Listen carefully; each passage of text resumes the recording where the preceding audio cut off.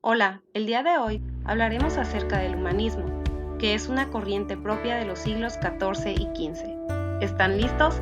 Comenzamos. Empezaremos hablando de los inicios del humanismo. Recordemos que en la época de la Edad Media, la filosofía y la enseñanza estaban vinculadas a la religión y a la idea teocéntrica del mundo. Sin embargo, a mediados del siglo XIV, el hombre empezó a centrarse en sí mismo y a hacerse preguntas. Se dio cuenta que las respuestas que buscaba no estaban en la Biblia. Entonces sintió la necesidad de buscar en otras fuentes que le satisfacieran sus inquietudes y en las que esperaba encontrar las respuestas que le ayudasen a dominar el mundo. Fue entonces que los humanistas buscaron conocer y explicar el mundo por medio de la razón y la experiencia humana, y de esta forma nació el humanismo en Italia. Una de las figuras más importantes para el desarrollo del humanismo fue la del poeta y filósofo italiano Francesco Petrarca, quien fue influenciado por el filósofo Cicerón y el poeta Virgilio. Francesco logró conciliar el pensamiento clásico con el pensamiento cristiano, pues consideraba que ambas tradiciones compartían valores. El humanismo fue un movimiento filosófico e intelectual que estudió obras griegas y romanas, así como el pensamiento de filósofos clásicos, tales como Aristóteles, Platón y Sócrates, que habían sido dejados de lado. Esta corriente se dedicó al estudio de la gramática, la retórica, la poesía, la filosofía moral y la historia. Los humanistas consideraban que el ser humano era la creación más perfecta de Dios, por lo tanto, este era visto como un ser superior a toda la creación, pues tenía la capacidad de pensar y comprender las cosas, y por ello es que se intentó imitar la obra del Creador y buscar la perfección en todo lo que se hacía. A continuación veremos algunos de los principales representantes. Los voy mencionando conforme aparecen en las fotografías.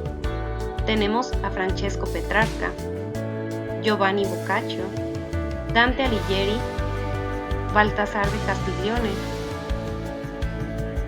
Erasmo de Rotterdam, Nicolás Maquiavelo, Tomás Moro, Luis Vives, así como también Antonio de Nebrija, Nicolás Copérnico, Leonardo da Vinci y Andrea Vesali. Pero, ¿de qué trata esta corriente? A continuación, veremos algunos de sus principios. El humanismo concibe a la persona como un ser completo, en la que se interrelacionan factores físicos, emocionales, ideológicos y espirituales. Percibe al ser humano como alguien que se esfuerza para conseguir su propio desarrollo y satisfacer su propio potencial. El humanismo concibe al ser humano como un ser de naturaleza intrínsecamente buena y con tendencia a la autorrealización. El humanismo también busca formar una persona libre, sana y autónoma.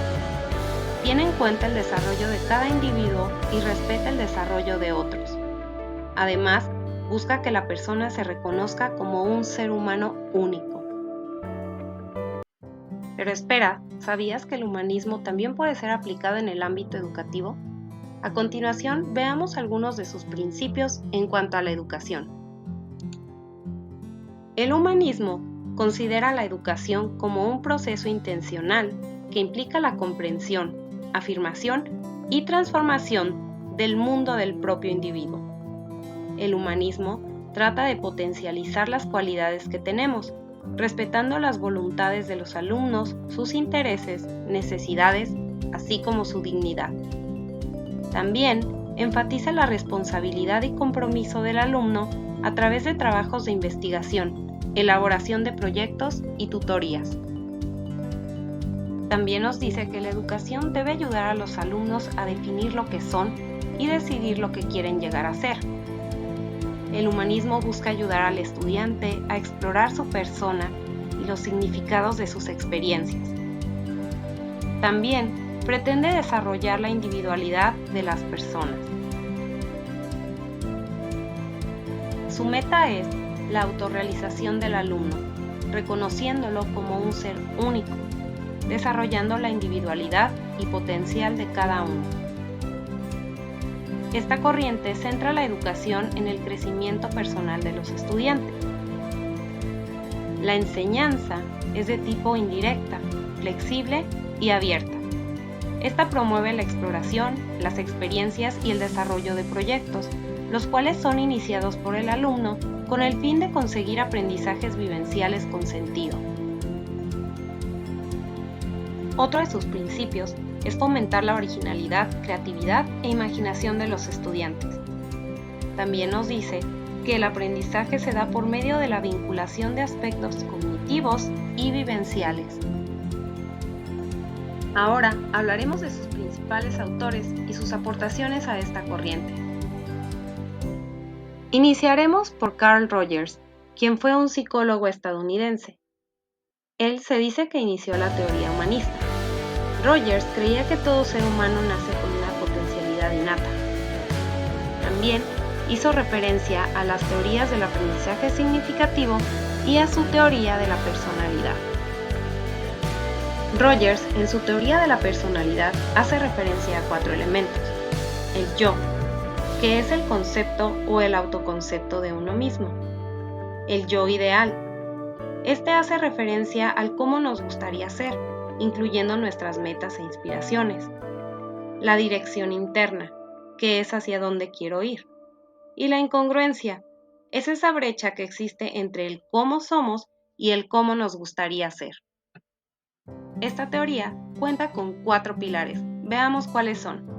El primero, la autorrealización. Se refiere a que por naturaleza buscamos el crecimiento y el desarrollo de nuestro potencial.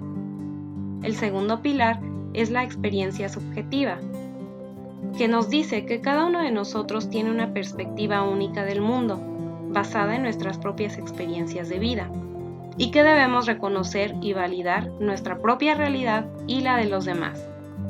El tercer pilar es la consideración positiva incondicional. Este nos dice que todos necesitamos sentirnos aceptados y valorados. La aceptación incondicional permite un entorno seguro para explorar nuestras emociones y pensamientos sin miedo a ser juzgados o rechazados. Finalmente, el cuarto pilar es la congruencia, que es la alineación entre autoimagen y experiencia real. Rogers plantea que el maestro debe crear el clima adecuado para la educación y que debe comunicar confianza, aclarar y motivar el aprendizaje. Hablemos ahora de Abraham Maslow, quien fue un psicólogo estadounidense. Maslow enfatizó la relación entre maestro y alumno, pues decía que este vínculo es indispensable para el aprendizaje. En su teoría nos habla de la pirámide de las necesidades del ser humano. Esta cuenta con 5 niveles. El primero se refiere a las necesidades básicas o fisiológicas. El segundo se refiere a la necesidad de seguridad. El tercer nivel se refiere a lo que es la afiliación o el sentido de pertenencia. Después está la necesidad de reconocimiento y finalmente la autorrealización. Finalmente, Maslow nos dice que al satisfacer las necesidades básicas será más fácil acceder a las necesidades más complejas. Todas las necesidades incluidas en esta pirámide llevan hacia la autorrealización personal. Otro de los personajes destacados en el humanismo como teoría educativa fue María Montessori, quien fue una pedagoga italiana. Montessori creó un método pedagógico que busca ayudar a los estudiantes a obtener un desarrollo integral, es decir, de sus capacidades, habilidades intelectuales, físicas y espirituales. También plantea que el aprendizaje se da a través del desarrollo natural del niño y que la actividad es dirigida por el estudiante y el entorno de aprendizaje debe de ser adaptado al nivel de desarrollo del estudiante para así fomentar la independencia y la exploración. El método Montessori cuenta con los siguientes principios. El primero es llamado la mente absorbente. Este nos dice que existe una capacidad infinita de aprender y que los niños en sus primeros años absorben todo lo que les rodea. El segundo principio es el de los periodos sensibles, que nos dice que los niños adquieren habilidades y conocimientos particulares. El tercer principio es el del ambiente preparado. Este hace referencia a un ambiente de aprendizaje organizado, tomando en cuenta el entorno y el material en el que deben contemplar el desarrollo social, intelectual, el orden y la seguridad. Y el cuarto es el de las actitudes del adulto, que nos dice que el adulto es un puente entre el niño y el ambiente preparado. El adulto señala directrices en la autodisciplina, independencia, imaginación, el aprender a cuestionar y a explorar. En general, este método enfatiza el papel activo del niño en su aprendizaje, estimula la creatividad, fomenta el aprendizaje personalizado y autónomo. Otro de los principales autores fue John Dewey, quien fue un pedagogo, filósofo y psicólogo estadounidense. Él plantea que la educación debe incentivar la curiosidad natural del niño y dirigir ciertas tareas de investigación derivadas de sus intereses. La teoría de aprendizaje experimental que propone menciona que el aprendizaje se da a través de la interacción del individuo con su entorno, en el que aprende y desarrolla capacidades a través de la experiencia. Veamos cuáles son las 4 fases de la teoría de aprendizaje experimental. La primera es la fase de la experiencia participativa, que se refiere al conocimiento previo experimental del estudiante. Esta se basa en la competencia del saber hacer. La segunda es la de observación o reflexión. El estudiante es consciente de las prácticas o experiencias realizadas y reflexiona sobre lo que se hizo. La tercera es la fase de la conceptualización. En esta etapa se llega a una conclusión. El aprendizaje se construye y el alumno se apropia de él. Finalmente, la cuarta etapa es la de la aplicación contextualizada, que hace referencia a que el aprendizaje es aplicado de manera práctica. De acuerdo a John Dewey, el alumno es considerado un sujeto activo, responsable de su aprendizaje y que trabaja en equipo, mientras que el docente orienta y gestiona el aprendizaje en base a experiencias. Pero, ¿cómo aplicar la teoría en la labor educativa? Veamos algunas sugerencias.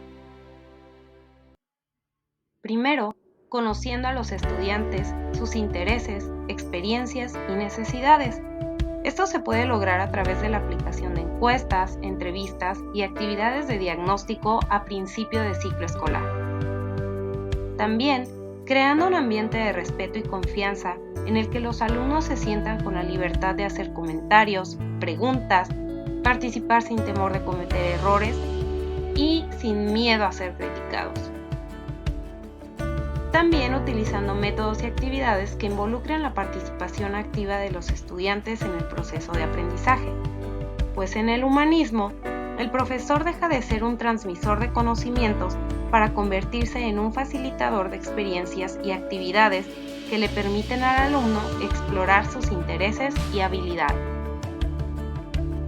Algunos métodos y actividades que se pueden utilizar son el aprendizaje basado en proyectos, el aprendizaje basado en resolución de problemas, el trabajo colaborativo, actividades que impliquen la reflexión acerca de su aprendizaje, actividades de investigación y la gamificación.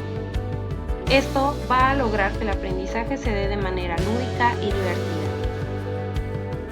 Otra manera de aplicar este enfoque es mediante la enseñanza de habilidades socioemocionales, así como la integración de actividades que promuevan el crecimiento personal y social. La teoría humanista se puede aplicar en el aula al darle a los estudiantes la oportunidad de tomar decisiones, de establecer sus propios objetivos y de ser responsables de su aprendizaje. Finalmente, con actividades que fomenten su creatividad y la exploración de sus intereses.